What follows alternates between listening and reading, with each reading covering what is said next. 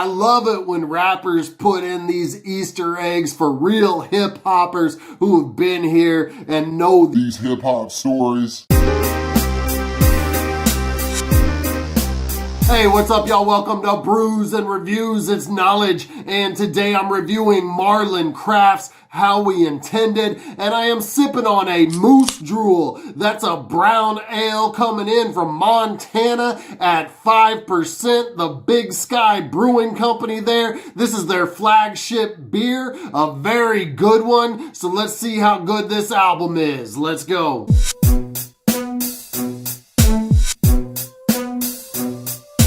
Marlon Craft is an up-and-comer from New York City, New York, Hell's Kitchen to be exact. The son of a jazz drummer, you can definitely hear the jazz influence in his music. And he made somewhat of a splash with his 2019 debut album, Funhouse Mirror, especially the track Gang Shit, also known for really probably my favorite track by him called Mom's Whiskey, featuring Kota the Friend. That's when I realized how much soul this dude puts into his work. I also reviewed this dude's EP from last year called Work From Home, as well as his work with Statik Selektah and Kota the Friend on Statik's last project. But I would say he probably got more exposure than any of his previous work with the single State of the Union that dropped just shortly after the insurrection at the Capitol on January 6th. And in that track, he expertly laid out the current political climate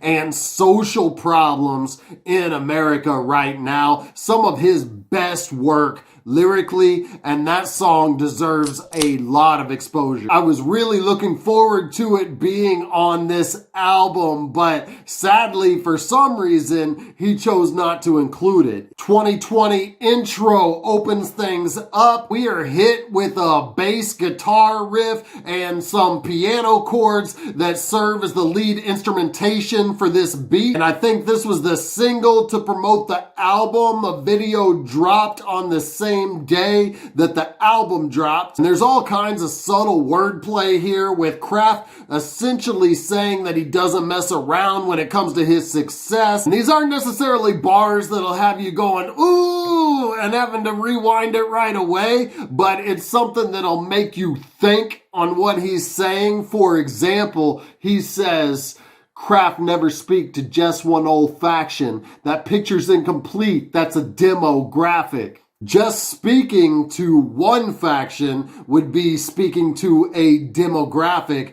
but people who have that idea about Marlon Craft don't really know what he's all about. So when they present their ideas on that, it's just a demo graphic. So that's a very clever way of saying that he speaks to all types of people. And he ends it talking about digging graves for anyone who's trying to cheat him. He says, let a label manager or agent try to tailor Swift me. I'll have a custom grave tailored swiftly. You dig me? Hoodie Weather. This was a single and dropped about 3 months ago with the video. And there's actually a lot of videos off this project. I like that Marlon is a really visual artist, giving his fans a true multimedia experience with what he does. This one starts with the chorus, and you can definitely tell he's been hanging out with Kota the Friend because his delivery on this chorus reminds me of Kota's cadence on Volvo. And in this, Hoodie Weather becomes a metaphor for a season of protest. It's an idea that he, of course, extended further later on State of the Union. Lot to give, and we're here talking about some jazz influence. I'm getting lost in this beat with the sharp snare rolls, the soft horns, and the piano freestyles. You could almost hear early Common or the Roots playing something like this. And this was produced by Six, who has done a lot of tracks for Logic. You've definitely heard him before on Logic's 1-800 track or Everybody, Black Spider-Man. Marlon flows on this just like you would want him to. coming in a way you could almost see Odyssey or Sky Zoo spitting. And this chorus is cool, but when he goes into the singing mode, I just noticed something, a little nuance that he has. Comes out in his accent only when he's singing, and it's just a weird emphasis that he places on certain words. On this, he says, "We ain't got a lot of time. We ain't got a lot of time." For example, on Mom's Whiskey, it's the same inflection when he says, "And when I get down, we ain't got a lot of time. When I get down." Like I said though, it's still cool, and this is actually my favorite track off the entire project. Craft hits us with so much positivity throughout this whole album, and on this he says, "I think success is feeling blessed with all you've been blessed with, without needing all that bad dopamine that we all inject with. That buzz from that buzz in my pocket ain't a good high." He's talking about addiction to your phone and that we should all just appreciate life more. Offbeat, this is another chill, jazzy beat, and he's adding the chill vibes with the chorus. And this is essentially just a simple love song about a girl that loves him despite sometimes having a negative outlook on life and despite his flaws. Grateful, this is more positivity lyrically, and he's basically saying that he's grateful for his enemies and haters because they make him expand on himself, or as he puts it, "Every L I take is a W, ain't found its other half. Tell me today." I like his second verse on this over a good bass line and some atmospheric vocal samples. He puts together a good rhyme scheme talking about how people get screwed in America. In the interlude, we get some good spoken word that really shows he's got the mind and heart of a poet as he describes his 2020 experience, and it really leads into the sentiments of the next track, Wherever, which I believe was the very first single that he dropped about 6 months ago, and he's speaking on how he was dealing with a slump, possibly writer's block and depression as he was dealing with the pandemic, and he says, "Coffee back to back like it accused me of ghostwriting," referencing the Drake track where he was going after Meek Mill after Meek brought to light that he was using a ghostwriter and had reference tracks from this other artist. Seriously, how is Drake your GOAT? Drake is no GOAT. Jay-Z's out here writing bars at 50 and Drake's using a ghostwriter. Never forget. I love the beat switch on this for the second verse. I only wish they would have dragged it out a little bit longer because they go back to the original beat for the final chorus. "Get Off My Yard" starts with a very familiar sample for rap fans where they say this should be played at a high volume, preferably in a residential area. And I know I heard this first on Dr. Dre's The Chronic. This track was also produced by Six, but it's a very different backdrop than the jazzy track that he provided previously. It's much louder and energetic and has some siren sounds. And the video for this is probably the best video off the project, also featuring Marlon in Old Face. Lyrically, there's not a lot to this song though, with much shorter verses than we're used to and just braggadocious lyrics without much depth, although it does add some variety to the otherwise very jazzy album. Road Trippin', many songs in now, you kind of realize, especially juxtapositioning it with the last song, that a lot of these songs just sound similar, especially with the choruses. After the first three really strong songs, then things just start to blend together. And they're not bad. All of the beats are nice and the lyrics are deep. They're just all really set in the same tone. And I really think it's mostly the choruses that he has a penchant for doing himself.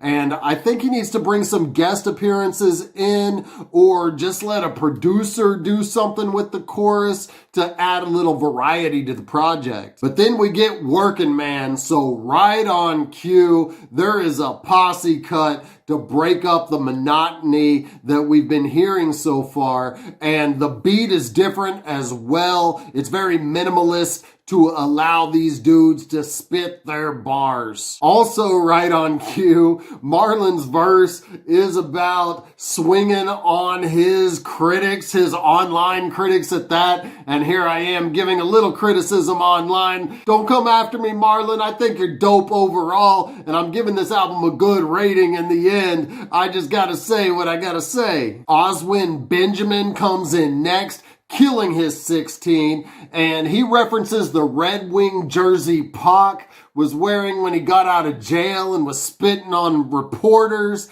And he also references Suge Knight hanging Vanilla Ice over a balcony. And I love it when rappers put in these Easter eggs for real hip-hoppers who have been here and know these hip-hop stories. Chris Rivers comes in doing his thing too. And when is this dude gonna blow? Every 16 I've heard him on is straight flames. Radamiz, not to be outdone, rounds things out with some hard bars and a bit of an off-kilter flow. He says, been lit and been belittled, Shaolin been up in the dark. But when you close to clocking out, the work start paying off. Where I am. And now we can get back to the bass guitar and piano chord production that we've been hearing a lot, with Craft speaking more on his emotional journey. Loyal, produced by I haven't even mentioned this dude who's produced most of these tracks or been involved in most of them,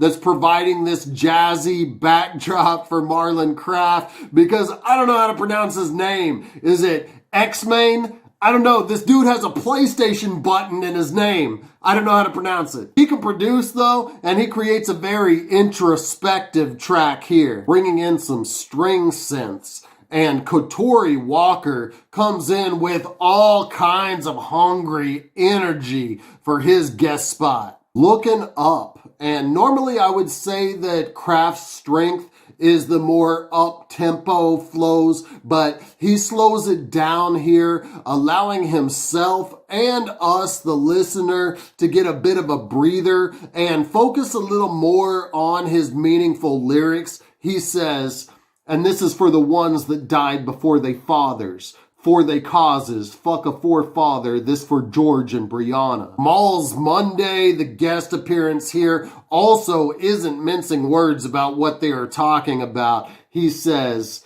he should still be alive, but his eyes rolled to the back. That's how the police react. Damn, you can't imagine what I'm thinking. If I'm going out, then I'm having pigs in a blanket. And this is really another standout track. I love the play out at the end too. They go into a kind of West Coast whistle. At the door, more magnificent metaphors from Marlon. He says, and hopes and dreams and folks I've seen, but feel like I speak a different language than everyone round me. Word to Portuguese, yeah, they be like, damn, Brazil. Brazil is in South America, and everyone else around it speaks Spanish, while that country's main language is Portuguese. Brilliant wordplay from Marlon Craft. In the end, he does attempt to wrap up much of the lyrics that he's had here and the themes about success at all costs and overcoming all obstacles and turning positives to negatives. But again, this track does not really stand out from some of the others that have very similar lyrical content. Outro, in another spoken word, he's working in all of his song titles into a poem, and we've definitely heard this a lot in hip-hop. The first time I actually remember hearing this was from the DOC's Slept On second album, Helter Skelter. At the same time, this track is a little bit reminiscent of To Pimp a Butterfly, and you can tell that Marlon is really influenced by Kendrick in a lot that he does. Nevertheless, Marlon is his own poet, and he's very eloquent with words as well. I want Marlon Craft to succeed. He's bringing back two elements that we don't hear enough in hip hop today. And that, number one, is positive lyrics. And number two is jazzy production. I will say these are some of the best jazz beats that I've heard on a hip hop album in a while. And the lyrics, in addition to being positive, are also ripe with metaphors and wordplay that you have to think on for a minute. You might not necessarily catch right away. He is a unique and skilled MC, but he does need to work on his diversity of song structure. Not as apparent when he's dropping singles or EPs, but when he drops an album with 17 tracks like this, you realize that it gets a bit monotonous, even though I like everything that he's doing. And I would only give him this critique like I would give it to one of my closest friends, because I think that he has the potential to really go far and really see a lot of success in the rap game. That being said, he is a good artist as it stands, and this is still an enjoyable listen, although I will trim it down some and just listen to some of the best tracks alone. So I'm gonna give this an 8 out of a 12 pack. Thank you for watching my review of Marlon Craft's How We Intended. If you like this, go ahead and subscribe to my channel. Hit me up in the comments and hit like now. If you didn't like it, also let me know why in the comments. I drop hip hop and hops related content consistently. So until I see you next time, keep buzzing.